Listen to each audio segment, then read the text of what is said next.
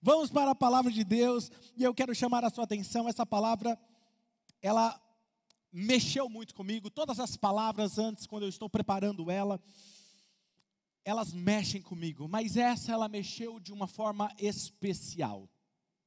E eu amo falar sobre esse assunto, eu amo falar sobre finanças, eu amo ensinar a palavra de Deus, porque é a palavra de Deus, mas existem alguns assuntos que são especiais para mim, principalmente assuntos que trouxeram liberdade para mim, algumas áreas da minha vida onde eu sofri por muitos anos, eu tive muitas dores naquele assunto. Então, quando a palavra de Deus ela me libertou naquele assunto, eu amo ensinar sobre aquilo, como por exemplo o Espírito Santo, como vida de oração e também sobre finanças. Finanças, por muitos anos eu fui prisioneiro de uma mentalidade que me deixava distante da vontade de Deus para a minha vida. E quando eu aprendi a luz da palavra de Deus e estou construindo algo saudável na minha vida financeira, hoje eu amo ensinar e ajudar pessoas aonde estavam, como eu, a saírem e ser libertos disso, desse sofrimento, e aqueles que já são livres financeiramente, ensiná-los a entrar num próximo nível, que é um nível do quê? De generosidade, alcançando a semelhança de Cristo Jesus. E por isso que o título da mensagem de hoje é: seja rico com Deus. Digite aqui no chat: seja rico com Deus. Exatamente, existe uma diferença de você ser rico e ser rico com Deus. E há muitas notícias que talvez você tenha ouvido no ano de 2020, não é verdade? Talvez você ouviu falar de um pequeno vírus, como que um pequeno vírus é capaz de mudar drasticamente a história de pessoas, mudar drasticamente as finanças de uma empresa, de uma casa, de uma família. Como isso é possível? E eu não sei se isso chamou a sua atenção ou chamou a atenção da mídia, mas chamou a minha atenção que esses tempos atrás eu estava fazendo uma pesquisa na internet sobre esse assunto e eu descobri algo interessante. E a mídia estava falando naquele artigo dizendo que aqueles que fazem parte do 1% dos top número 1 do mundo, do planeta Terra, na área de finanças, os homens e mulheres mais ricas do mundo, nesse período de pandemia, no 2020 para 2021, eles se tornaram muito mais ricos. Eles aumentaram os seus recursos, eles aumentaram os seus ativos. E eu fiquei pensando, como que isso é possível em um caos financeiro, em um caos de uma pandemia? Como essas pessoas de 1%, eles conseguiram aumentar os seus ativos, enriquecer ainda mais, enquanto outros perderam suas finanças, perderam seus empregos. Existe algo aqui nisso que eu gostaria de compartilhar com vocês. E quando se pergunta quem gostaria de fazer parte desse 1% do planeta Terra, muitas pessoas levantam a mão, não é verdade? Mas eu costumo dizer algo que eu quero esclarecer para você: o alvo para se tornar rico é um alvo em movimento. Como assim? O alvo para se tornar rico é um alvo em movimento. Por exemplo, hoje, se você se comparasse hoje, o ser rico hoje, com 10 anos, 20 anos atrás, o que há 10 anos, 20 anos atrás seria ser rico? Bem diferente, não é verdade? Se você olhasse, por exemplo, há 50, 60, 70 anos atrás, o que era considerado um homem rico? Talvez se ele tivesse lá um sítio, algumas cabeças de gado, ele era considerado alguém rico. Mas hoje, se alguém tiver um sítio e tiver algumas cabeças de gado, ele não é considerado rico, porque o alvo para se tornar rico está sempre em movimento. Quer ver outro exemplo disso? Imagina você já deve ter acontecido isso com você, porque já aconteceu comigo. Quando você estava ganhando um salário, talvez era o seu sonho conseguir aquele emprego, e de repente você conseguiu, e você ia ganhar X, alguém anunciou que você ia ganhar X naquela empresa, naquele trabalho, você ficou super feliz. Você falou: uau, agora eu vou conseguir comprar algumas coisas novas, vou conseguir fazer a viagem dos meus sonhos, porque agora, afinal de contas, eu serei feliz. E aí você começou a trabalhar, você começou a ganhar mais, você estava feliz nos primeiros meses, foi passando 1 ano, 2 anos, aí você já começou: nossa, mas eu poderia ganhar um pouquinho a mais. Por quê? Porque o alvo da riqueza sempre está em movimento. E se você perguntar para a maioria das pessoas hoje, você que está aqui conectado comigo online, ou para aqueles que estão mais próximos a mim aqui presencial nos voluntários, se eu perguntar para você, independente do valor financeiro que você ganha por mês, se eu perguntar para você quanto mais você precisaria, se fosse para eu falar assim, olha, eu posso aumentar as suas finanças nesse mês, quanto você precisaria para ser um pouco mais feliz? Muitos de vocês me responderiam, um pouquinho a mais já ajudaria, né, pastor? Olha, só aquele tequinho um pouco a mais aí no mês já me ajudaria muito. E você percebe que nós sempre falamos de nós, para sermos felizes, nós precisamos de um pouquinho mais. E posso te falar algo? Isso nunca vai mudar. Porque quando nós colocamos o algo a mais para ser feliz, nós deixamos de ser felizes. Porque felicidade não é ter, felicidade é ser. Jesus nos adverte isso lá em Lucas, e dá uma olhada sobre isso. Ele adverte isso lá nos evangelhos, Lucas 12:15, ele diz o seguinte: então lhes disse, cuidado. Sabe o que significa essa palavra no grego, cuidado? Exatamente, cuidado. Olha o que ele está dizendo, cuidado, fiquem sobre aviso, contra todo tipo de ganância. A vida de um homem não consiste, digita aqui no chat, não consiste na quantidade dos seus bens. A vida de um homem, a vida de uma pessoa, não pode ser validada ou avaliada pela quantidade dos seus bens. Por quê? Porque hoje você pode ser rico, amanhã você não é rico, porque não tem a ver com as suas posses. É isso que Jesus está falando.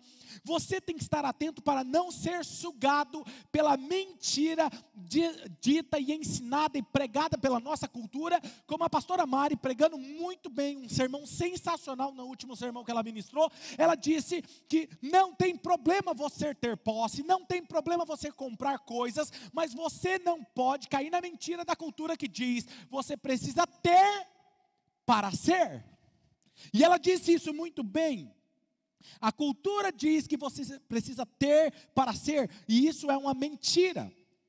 Agora veja, há um homem na Bíblia, e a Bíblia fala que ele era uma espécie de fazendeiro.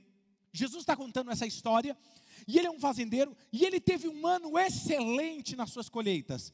Foi sensacional, foi muito frutífero, multiplicou, foi mais do que ele esperava, e a colheita ele sabia. Ele olhou, ele viu que estava abastado, só que qual era a questão? Ele não sabia o que fazer com tantos ganhos.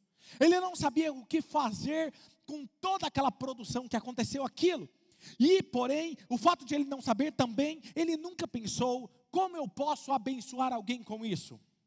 Como eu posso ser um canal de bênção para outra pessoa? Ele nunca pensou onde eu poderia ser generoso, ou como eu posso confiar isso, de que forma a alguém? Mas, qual é a decisão daquele fazendeiro? Aquele fazendeiro olha para suas colheitas, e ele está abastado, e ele fala assim, puxa, tive uma ideia brilhante. Sabe aquele momento que ele está preocupado, sem saber o que fazer? Ele tem uma imagem, uma ideia brilhante, e ele diz o seguinte, já sei o que eu vou fazer. Vou destruir esses celeiros que eu tenho, que são chiques, e vou construir outros, maiores e mais luxuosos, para poder abrigar e guardar ainda esses bens, tudo isso que eu conquistei, para que eu descanse em paz. E aí eu acho fantástico, porque Lucas capítulo 12, versículo 20 e 21, Jesus diz, contudo Deus lhe disse, insensato, esta semana à noite a sua vida será exigida, então quem ficará com o que você preparou? Assim acontece com quem guarda para si riquezas, mas não é rico para com Deus. Agora veja, perceba, Deus não estava bravo, escute aqui comigo, online ou aqui presencial, Deus não estava bravo porque o fazendeiro era rico. O problema de Deus aqui com ele não era porque ele era rico. Na verdade, ele era um fazendeiro, gente. Agora vamos aqui, cá comigo aqui, todo mundo aqui conectado comigo, vamos lá? Me responda aqui no chat, ou você que está aqui, me responda o que um fazendeiro precisa para que ele se torne rico? Sol, chuva e terra fértil. A minha pergunta, quem é que deixou esse homem rico? Deus. Deus deu sol, Deus deu chuva e Deus deu uma terra fértil para ele. Quem deixou ele rico? Deus. Então Deus não estava com problema de ele ser rico. Deus estava bravo por ele ser rico. O problema de Deus com ele era que ele não era rico para com Deus. E aqui existem as boas notícias e as más notícias. E eu quero, antes de começar, separar aqui em 3 tópicos a mensagem. Eu quero te dar uma boa e uma má notícia. Qual é a boa notícia, pastor? Quer ver a boa notícia? A boa notícia é que você é rico. Você sabia dessa? Você é rico. Aí você vai falar, não, pastor, espera aí. O senhor acabou de falar que 1% das pessoas mais ricas do mundo, eles aumentaram seus ativos, eles são bilionários, eles têm muito dinheiro, eles não sabem o que fazer. Então vamos lá, eu quero fazer umas perguntas para você, e eu quero te mostrar alguma coisa aqui, que talvez vai fazer você repensar sobre o fato de você ser rico. Existe um paradoxo acontecendo enquanto está acontecendo isso no mundo inteiro. Enquanto está acontecendo tudo isso no mundo inteiro, nesse planeta Terra, 3 bilhões, escuta isso, 3 bilhões de pessoas no planeta Terra vivem apenas com $2 por dia. Isso equivale mais ou menos a R$5 por dia. Deixa eu perguntar para você, você conseguiria sobreviver hoje com R$5 por dia? Não. Então você é rico. Quer ver outra coisa? Quer ver outro detalhe? Alguém aqui que está me assistindo agora, nesse momento, responde aqui no chat para mim. Você tem aquele negócio grandão na sua casa, uma caixa enorme que nós chamamos de geladeira? Onde você não precisa ir lá para a plantação, plantar, colher, fazer. Não, você simplesmente abre, está tudo fresquinho lá. Está lá para conservar o alimento. Você tem isso na sua casa? E aí alguns de vocês ainda abrem a geladeira no meio da noite. Oh, mistério, a revelação agora. Abre a geladeira até assim, ó. Dá aquela olhada assim, de cima embaixo. Põe a mão assim e fala assim: ô mulher, não tem nada para comer nessa casa não? A geladeira está cheia. E você olha e diz assim: não tem nada para comer. Sabe qual é isso? Isso é o problema de gente rica. Porque essas pessoas que vivem apenas com $2 ou R$5, nem geladeira tem. Quer ver outra coisa? Ou talvez você faz aquela compra pela internet, pela Amazon, pelo Mercado Livre, e aí você olha lá quantos dias vai demorar para chegar aquela sua encomenda, e você olha lá, 3 dias, e você fala assim: pelo amor de Deus, será que não poderia demorar 2 dias? E você fica frustrado porque demora 3 dias. Isso é problema de gente rica. Porque essas pessoas que só vivem com R$5 por dia, eles não têm isso.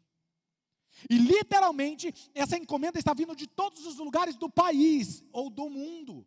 E ainda você reclama. Quer ver outra coisa? O seu celular. Esse aparelhinho que você tem aí no bolso, que você carrega para todos os lados, que você vê as redes sociais e talvez está conectado comigo agora me assistindo. Você sabia que ele é muito mais poderoso do que qualquer outro computador mainframe do 1980? Dá para você saber isso, ele é poderoso, ele faz muito mais coisa do que você imaginava. E quando você tem acesso ao Netflix? Quando você clica lá para assistir o seu filme predileto, ou o seu seriado, e aí você clica e você vê uma bolinha assim, carregando, e aquilo que chama, ele vai carregando em buffer, sistema buffer, e de repente começa a passar o filme para você, o seu seriado, e você começa a assistir. Ei, deixa eu falar algo para você. Quando você se sentir frustrado com alguma coisa, lembre-se que esse filme, esse seriado, está vindo direto do espaço sideral, direto para o seu celular. E esse é um problema de quem é rico. Você tem problemas de pessoas ricas. Eu quero que você diga isso comigo em voz alta. E eu sei que alguns vão ficar desconfortáveis. Você que está aqui, ó, você, para tudo que você está fazendo aí na cozinha agora, mulher, em nome de Jesus. Isso. Para agora, você aí, para de mexer nesse controle. Olha aqui para mim. Escute, diga comigo. Eu sei que alguns vão ficar desconfortáveis, mas é importante. Diga comigo: eu sou rico. Eu sei que, repita de novo: eu sou rico. Alguns de vocês perceberam que deu um sentimento meio que ruim aqui dentro? Meio que desconfortável, tipo, isso não é uma verdade? Sabe o que eu acho interessante? Essa afirmação, ela deixa as pessoas desconfortáveis. E eu posso perguntar para você por quê? Porque você não teria problema se falasse que o seu casamento é abençoado. Alguém aqui teria problema em dizer isso?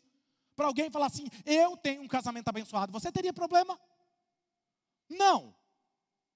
Você não teria problema. E eu acho que Salomão, ele falou algo sobre isso em Eclesiastes capítulo 5, versículo 19. Olha o que Salomão diz. E quando Deus concede riquezas, quem é que concede riquezas?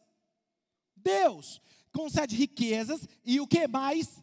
Bens. Alguém, ele o capacita ao quê? A desfrutá-lo e aceitar a sua sorte e a ser feliz em seu trabalho. Isso é o quê? Presente de Deus. A pastora Mari falou sobre isso em sua mensagem. Não há nada de errado em ter coisas. Quando Ele dá a você, Ele te capacita a aceitar a sua sorte e de ser feliz com o seu trabalho, com a sua labuta. E o diz Salomão, isso é presente de Deus. Ela disse isso muito bem, mas nós não nos sentimos à vontade em reconhecer que nós fomos abençoados financeiramente. Dessa forma, então você nunca se desculparia para alguém dizendo assim, me perdoa, ou eu não me sinto bem em dizer que eu tenho um casamento abençoado. Por favor, gente. Ou talvez você não teria problema em dizer assim, olha, eu dou graças a Deus porque eu tenho uma saúde incrível. Você teria problema em dizer isso porque Deus te abençoou? Não, você teria algum problema em dizer assim, olha, eu tenho filhos que amam a Jesus, eu tenho uma casa que honra a Jesus, e eu sou realmente abençoado. Você teria problema em dizer isso? A minha pergunta para você, você não daria desculpas para ninguém, que você diria que você é abençoado nessa área. Por que você tem problema em dizer que você é rico? Sabe por quê? Não, pastor, mas sabe o que é? É que na verdade, é que eu sou um cristão, e como cristão, eu acho que eu não poderia dizer que eu sou rico. Por que cristão não pode ser rico? Sabe, a má notícia, eu disse para você a boa notícia é que você é rico. Sabe qual é a má notícia? A má notícia é que você é rico. Esse é o problema. E olha aqui, porque quanto mais você tem, mais difícil é de você viver pela fé. Por quê? Porque você tende a confiar naquilo que está nas suas mãos. Você tende a confiar naquilo que está nas tuas mãos, e não no que Deus pode colocar nas suas mãos. Quando eu sou rico, eu confio nas coisas que estão aqui, e não naquele que está ali, que coloca nas minhas mãos. E isso nos coloca em desvantagem espiritual. E por isso você vai olhar isso para a Bíblia, e eu quero contar uma história para você chamada do jovem rico. Um certo jovem se aproximou de Jesus, e ele disse, Jesus, ei mestre, rabi, o que eu faço para ser salvo? Jesus olha para ele e fala assim, simples, você guarda todos os mandamentos, e você será salvo. E ele disse assim, feito está. É só você me examinar. Mentira, porque ninguém nunca guardou os 10 mandamentos. Aí Deus olha para ele e fala assim, cara, olha, muito bom, incrível. Então vamos ver se você está guardando mesmo. Vai, vende tudo que você tem, dá aos pobres e vem, segue-me. Diz o texto que aquele jovem baixou sua cabeça e saiu triste. Por quê? Porque aquele jovem ele não conseguia desapegar daquilo que o prendia. Jesus estava tipo, ok cara, muito bom, trabalho que você tem, você é incrível, mas uma coisa ele disse, venha, venda tudo que você tem, dê aos pobres. Jesus pediu-lhe a única coisa que ele não podia deixar, e ele não queria liberar. Quantas vezes Deus pediu algo para mim e para você, e você não obedeceu e eu não obedeci? Lucas capítulo 18, versículo 24 e 25, olha o que diz esse texto, e eu acho incrível. Vendo-o, Jesus olha para ele, vendo-o entristecido, Jesus disse, como é difícil aos ricos entrar no reino de Deus. De fato, é mais fácil passar um camelo pelo fundo de uma agulha, do que um rico entrar no reino de Deus. Se você apenas deixasse fluir através de você, o que Deus dá a você, a riqueza não seria um problema. O problema é quando as coisas que você possui, agora elas te possuem, elas te escravizam, elas são senhores sobre a sua vida, e não você senhor sobre elas. E assim, No resto do tempo hoje, eu quero gastar agora falando com você sobre como nós sermos ricos para com Deus. Por isso o título da mensagem é Seja Rico com Deus. Primeira coisa, para que isso aconteça, você precisa mudar a sua forma de pensar e encarar as coisas. E são 3 pensamentos que eu quero que você troque. O primeiro deles é: pense como administrador e não como dono. Você tem que pensar como mordomo e não como proprietário. Salmo 24, versículo 1, olha o que diz: do Senhor é a terra, e o quê? Uma parte do que ela tem. É isso? Olha só, do Senhor é a terra e tudo que nela existe, o mundo e o que neles vivem. Tudo e as pessoas que nele vivem é do Senhor. Diga comigo, é tudo dele. Diga, é tudo dele. E isso, nós precisamos colocar isso na nossa mente. Então, o que você assistiu, por exemplo, pendurado na sua casa ontem, lá naquela parede linda, aquela TV enorme, é do Senhor, é dele. A roupa que você usou durante a semana, está usando durante essa semana, é do Senhor. O carro que você dirigiu até a igreja é do Senhor, pertence a Deus. E francamente, você pertence a Deus. Agora deixa eu fazer um momento aqui de honestidade e transparência com você. Vamos fazer uma autoanálise, você que está aqui conectado comigo. Você realmente acredita que tudo que você tem hoje é seu? E se você disser que sim, está tudo bem para mim, porque isso é o que a cultura do mundo prega, que tudo que você tem é seu. Mas deixa eu fazer outra pergunta para você. Alguns de vocês talvez digam assim: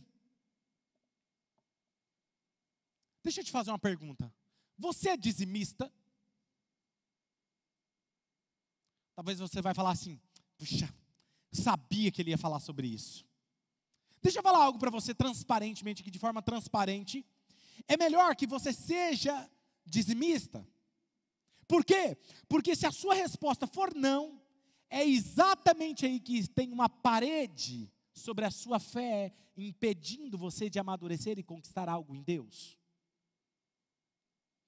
De confiar em Deus nessa área. Talvez você me diga que, não pastor, mas comigo está tudo ok, eu sou dizimista, então essa palavra não é para mim. Ei, escute, calma aí.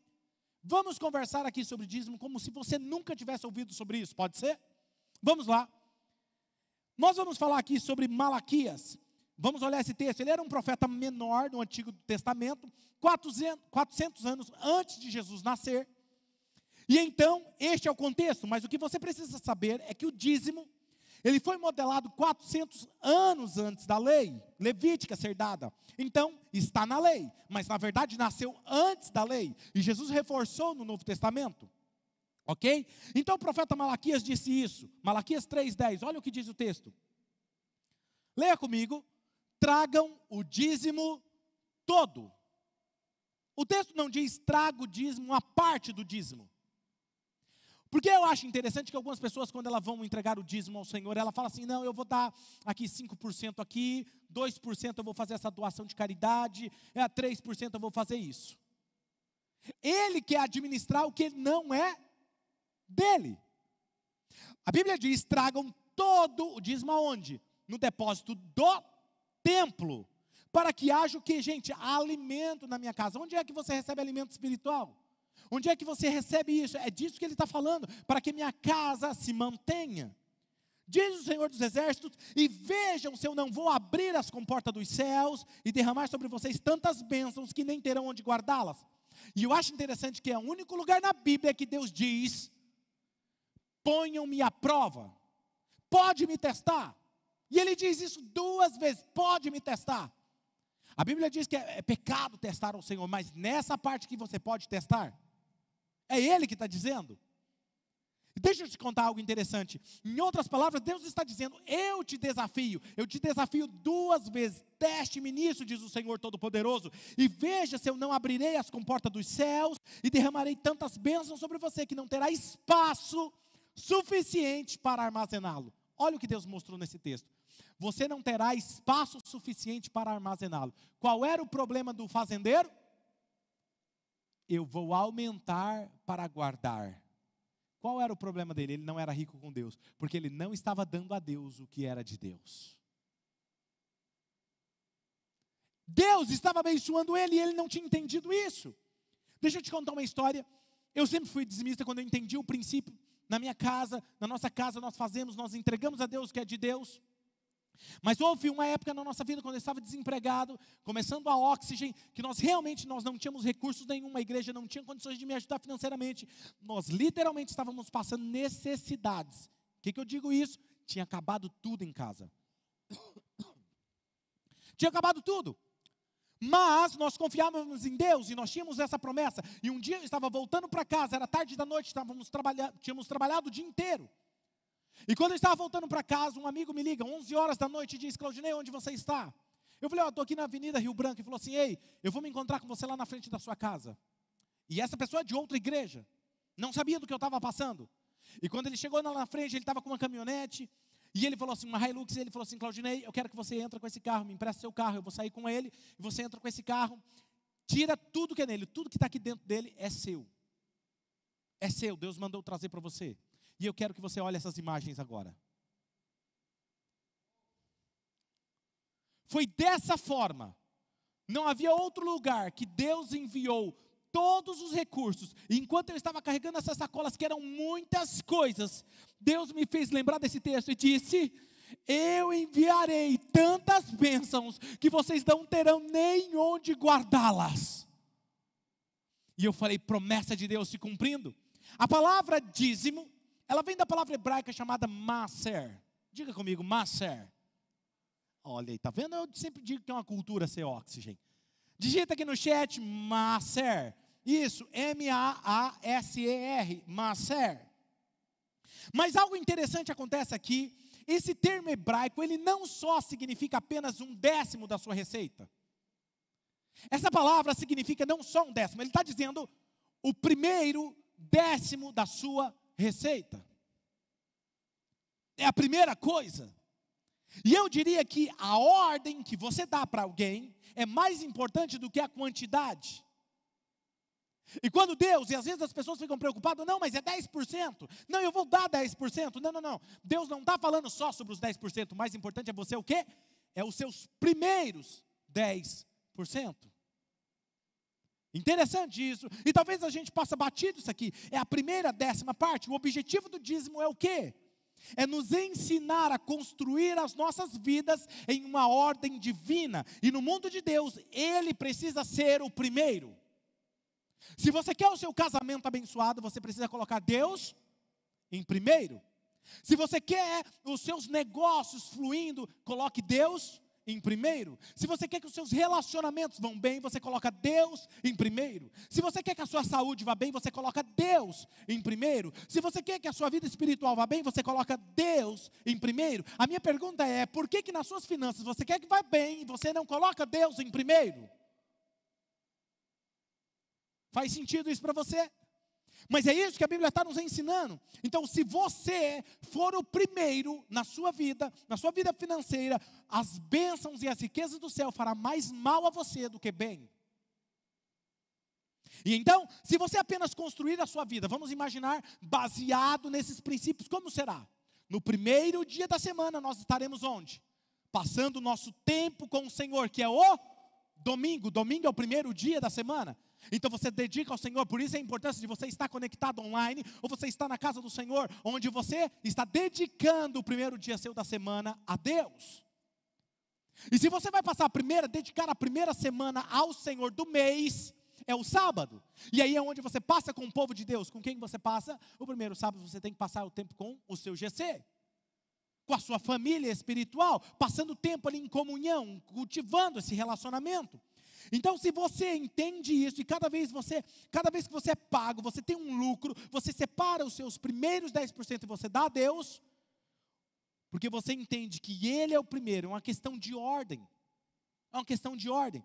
E observe que a primeira palavra desse versículo nos diz o quê? Não é você dá o dízimo no templo. O texto diz: traga, trazer o nosso dízimo.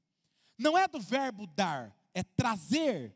E por quê? Eu sei que pode ser uma coisa pequena para você, mas eu quero que você fique atento a isso e entenda que você só pode dar aquilo que é seu. Eu posso escolher um de vocês aqui, pedir a sua carteira e dar um dinheiro que está na sua carteira para outra pessoa? Não, porque não é meu. Eu só posso dar aquilo que é meu. Então, se fosse meu o dízimo, Deus falaria, dê o seu dízimo. Mas Ele diga, traga, porque não é seu e nem meu. E o motivo pelo qual trazer é porque pertence a Deus. Levítico diz que o dízimo é sagrado e separado, e Deus diz, isso pertence a mim. Uau, isso é incrível. Então, se você não é dizimista, escute o que eu estou falando, se você não é dizimista, e você tem lá a sua 10ª parte da sua renda depositada na sua conta bancária, que não é seu, você está administrando o que não é seu. E é isso que a Bíblia está nos dizendo. Você está usando e administrando o que não é seu. E para mim a melhor palavra para o dízimo é devolver a Deus o que é de Deus. Por quê? Eu fico apenas com a minha parte, mas pastor, por que Deus, se é dele, por que ele já não fica direto com a parte dele e já deixa logo a minha comigo? Sabe por quê? Porque é uma escolha. Todas as vezes que eu escolho obedecer esse princípio, eu estou escolhendo alinhar meu coração com a vontade de Deus. É uma escolha diária. E quando nós devolvemos o dízimo, aqui está todo o meu ponto, desse primeiro ponto, é que no momento de adoração que você está declarando, você está devolvendo, você está declarando que toda a sua vida pertence ao Senhor e que você confia nele. E nesse momento a sua mente começa a mudar, entendendo, eu não sou o dono, eu sou o mordomo. É diferente. Eu sou administrador do que Deus me confiou. Quer ver um exemplo disso? Você já teve problema, por exemplo, com o seu filho? Meus filhos são generosos, eles amam dar presentes. E quando tem um aniversário, eles não vêem a hora. E é interessante que eles querem escolher presentes caros. E aí você tem que colocar um teto para ele, né? Não, filho, ó, até tal valor. Porque eles amam dar presente com dinheiro que não é deles. Não é? Gente, fala a verdade, não é fácil dar presente com dinheiro que não é seu? Porque, aí eu comecei a me perguntar, por que para os filhos é fácil para eles escolherem um presente caro? Porque eles falam assim, o dinheiro é do meu pai, e de onde veio esse dinheiro tem muito mais. Não é isso que eles fazem? E é exatamente isso, quando você entende que os seus recursos não é seu, você está apenas administrando o dinheiro do papai do céu, você se torna mais generoso, porque o dinheiro não é seu, é do papai, e de onde veio tem muito mais. Está me entendendo?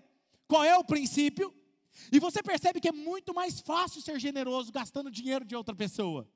Então o objetivo do dízimo é mudar a nossa mente daquilo que não é meu, é de Deus. Então será muito mais fácil abrir mão e deixar fluir aquilo que não é meu. Você foi criado para ser um canal de bênção dos recursos de Deus, não um colecionador de coisas. Deve vir até você, mas fluir através de você. Você é apenas um canal, e é assim que nós fomos projetados para viver as nossas vidas. Vou te dar um exemplo, quando eu me converti, fui para a igreja e comecei a ouvir esse negócio de dízimo, eu não era muito fã desse negócio, e para mim, havia essa mentira de que pastor rouba, de que igreja rouba, que na verdade eles acharam um meio de torcer a Bíblia para mexer na minha carteira. Eu não gostava desse negócio, eu achava que isso era um engodo, uma mentira.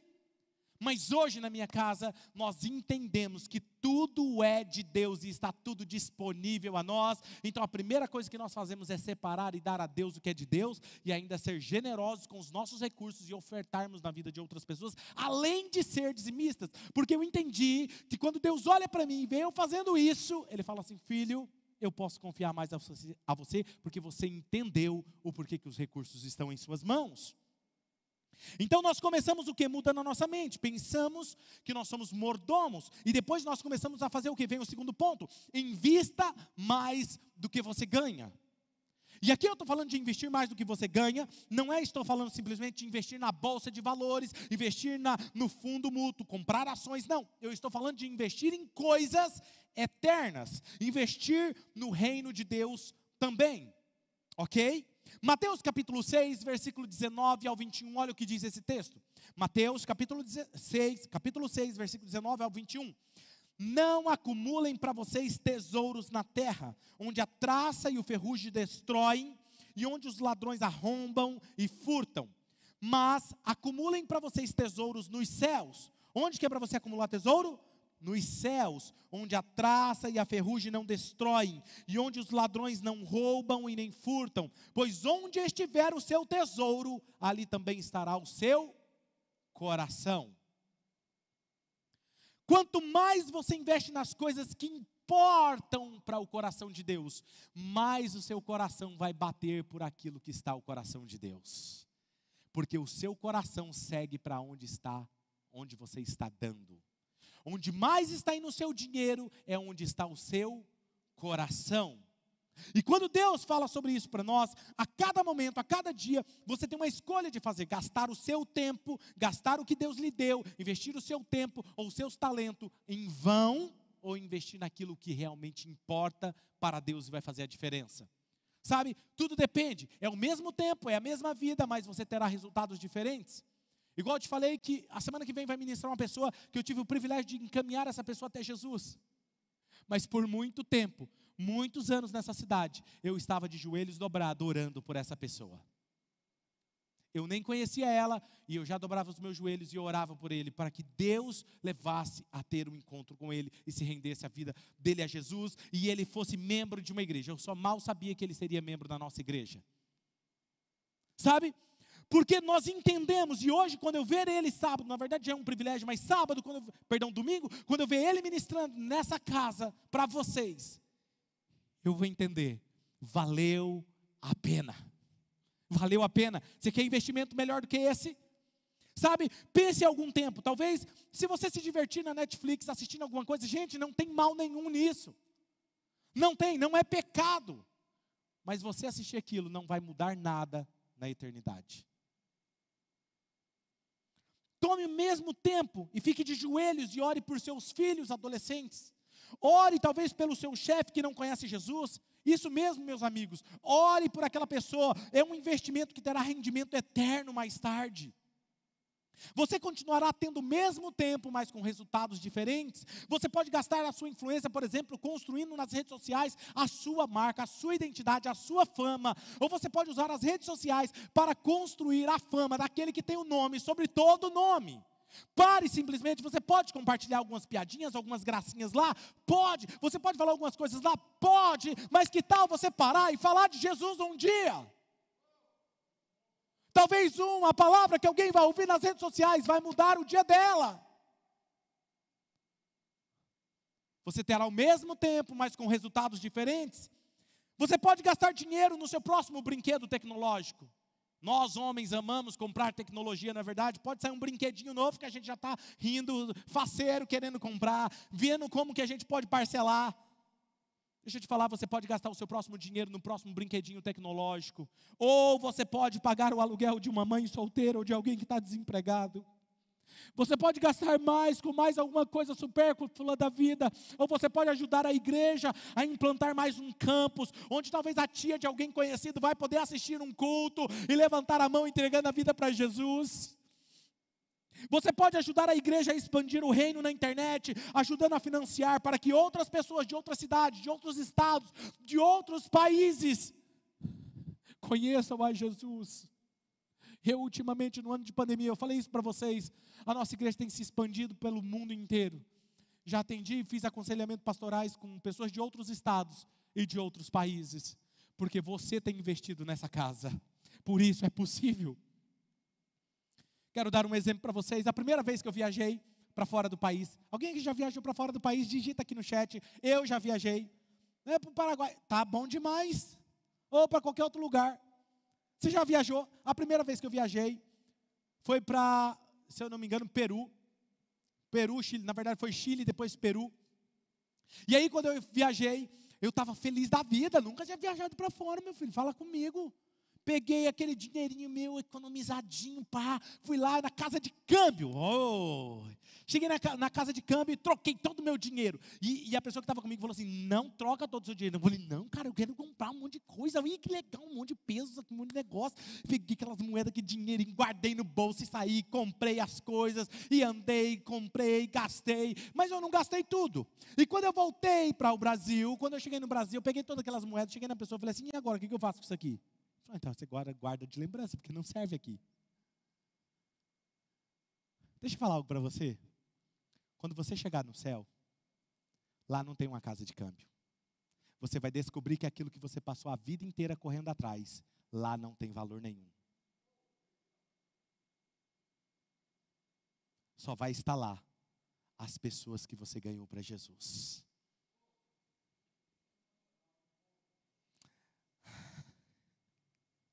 Começamos nos tornando gestores e mordomos, e depois nos tornamos investidores do que Deus possui. Você vai acordar um dia, e a terceira realidade será uma verdade na sua vida. Terceiro, viva para dar. Vai se tornar a razão pela qual você tem respiração em seus pulmões e vida em seus ossos, é encontrar a oportunidade de dar. Provérbios 22:9 diz, olha o que esse texto diz: quem é generoso será abençoado, pois reparte o seu pão com o pobre, com o necessitado. Gente, a pessoa que simplesmente vive a sua vida olhando pelas lentes das necessidades que eu poderia atender. Quais necessidades eu poderia atender hoje? Qual ministério eu poderia investir? O que eu poderia dar para que o reino de Deus fosse mais além? Onde eu poderia ser uma bênção? Essas pessoas serão abençoadas, é o que o texto está dizendo. Deixa eu falar algo para vocês. Existe um motivo pelo qual essa equipe de pastores tem ensinado, e aí eu não digo só pastor Claudinei e pastor Amado, nós temos uma equipe grande de pastores nessa casa, e todos nós estamos comprometidos em ensinar vocês a ter as finanças à luz da palavra de Deus. Não é somente para que você tenha uma vida de finanças saudáveis, mas nós queremos dizer, para que você chegue ao ponto de dizer, nós vamos viver como ninguém agora, para que possamos viver e dar como ninguém mais tarde.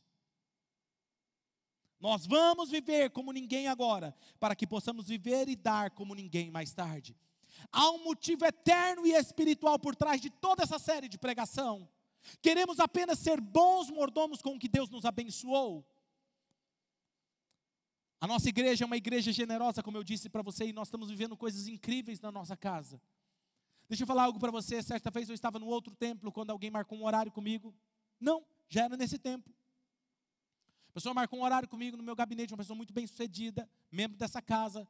E ele começou a falar como Deus estava trabalhando no seu coração, sobre suas finanças, sobre ser mordomo, sobre ser cuidador daquilo que Deus tem dado a ele. E ele, com lágrimas nos olhos, ele disse: pastor, eu quero te falar algo. O seu sonho é o meu sonho. A arena nós vamos construir juntos. E Deus estava falando comigo enquanto eu orava. Eu talvez nunca serei um pastor com você, mas Deus me deu um dom da liberalidade. Eu serei um dos pilares financeiros dessa igreja. Pode contar sempre comigo. Porque eu entendi que os meus recursos são recursos do céu. Você quer coisa melhor do que isso? Quando os seus filhos espirituais começam a entender isso. E aí eu quero encerrar com uma passagem fascinante. Eu quero prestar atenção, que todos vocês agora prestem atenção nesse último tópico. Mateus capítulo 21, versículo 2 e 3, olha o que diz. Dizendo-lhes: vão ao povoado que está diante de vocês, e logo encontrarão uma jumenta amarrada com um jumentinho ao lado. Desamarrem-nos e tragam-nos para mim. Se alguém perguntar algo, digam-lhe que o Senhor precisa deles e logo os enviará de volta.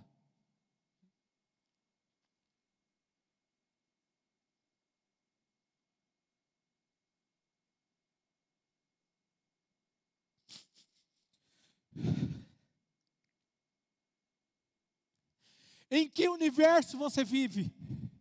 Em que universo você vive que o Deus que fez tudo, é dono de tudo, precisa parar para a sua criatura que é dele e lhe pedir algo?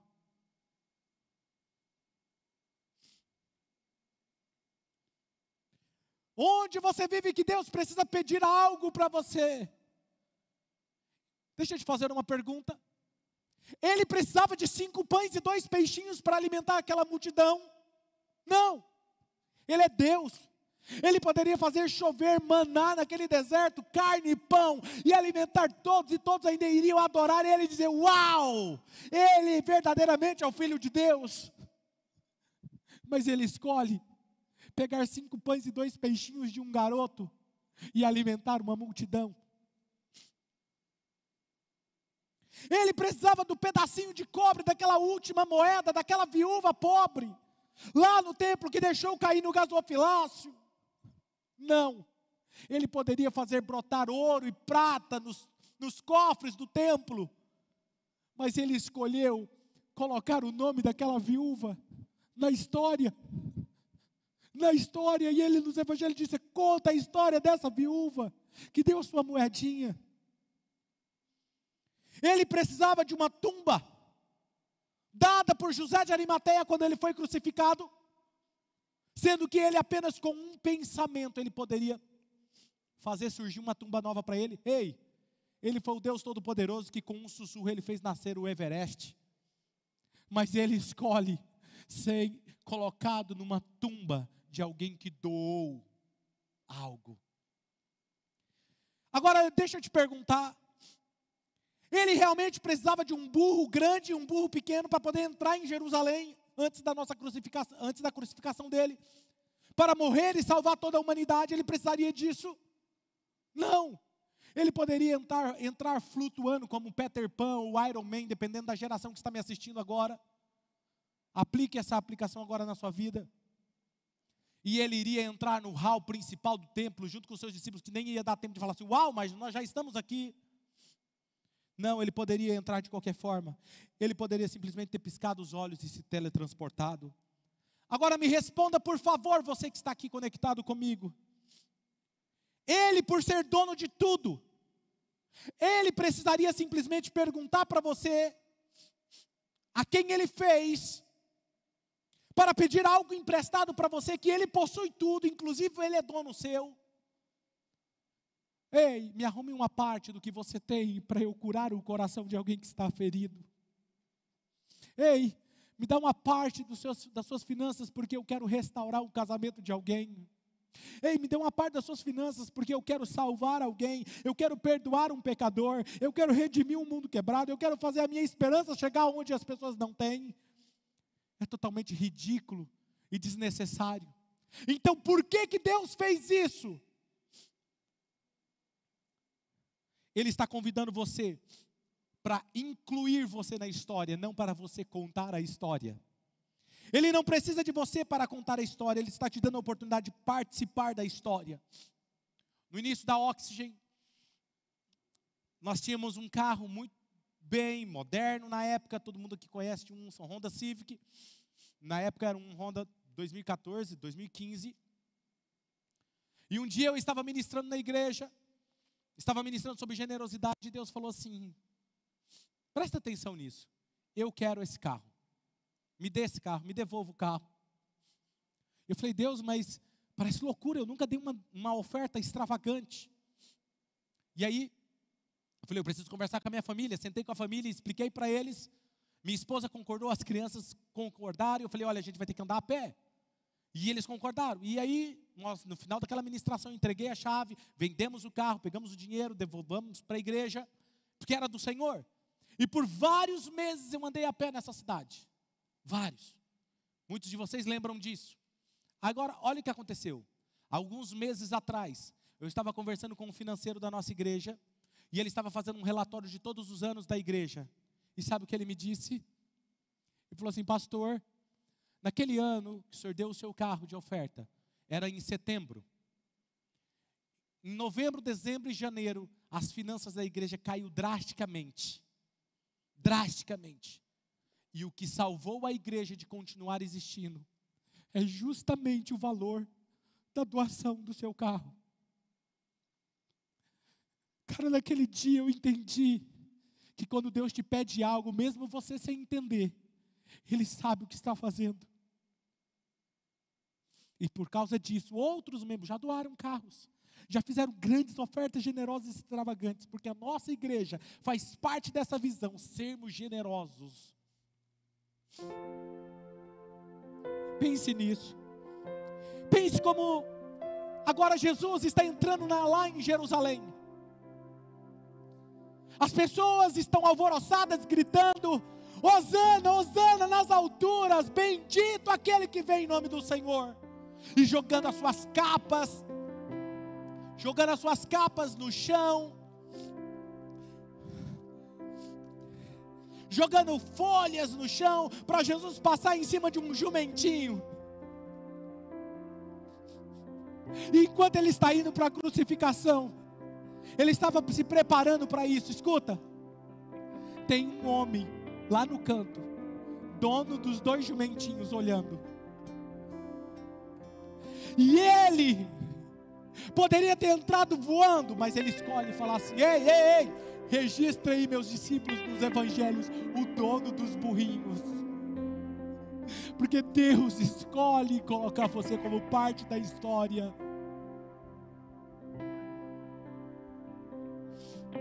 Você e eu seremos incluídos na história.